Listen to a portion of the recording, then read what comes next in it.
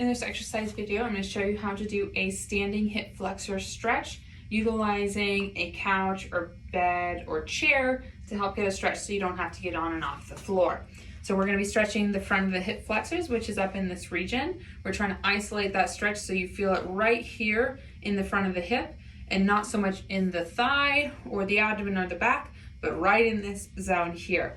So if we're going to be stretching our right leg, we're going to have the right leg on the couch or the bed or whatever surface you're stretching on. So you're going to get yourself right on the edge of whatever surface you're stretching on. Get one leg out in front, and then the leg that's closest to the edge is going to come up on the edge of the couch or bed or exercise bench, whatever you have.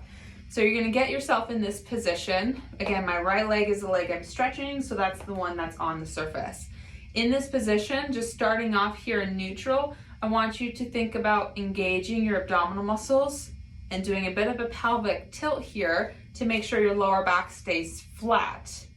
And once this is engaged and flat, then you're going to slowly lunge forward towards your outside leg. So this is going to be my left leg, until you feel that stretch in the front of the right hip. And then you hold for the prescribed amount of time, and then you come back out. The biggest thing you got to make sure you do is make sure you keep this lower back flat and keep that core engaged so we can keep that stretch isolated in the front of the right hip and not irritate in the lower back.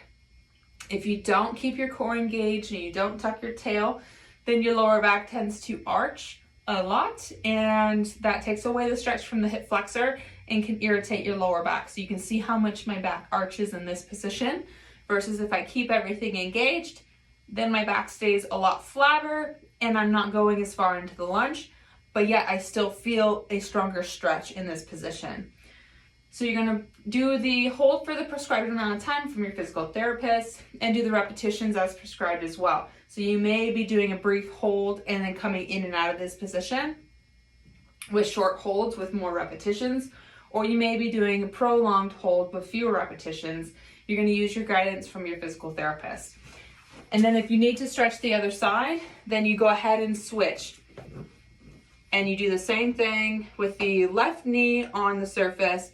Get nice and tall posture, engage your core, tuck your pelvis under so your back is flat, and then you lunge forward onto the right hip until you feel that stretch in the left hip.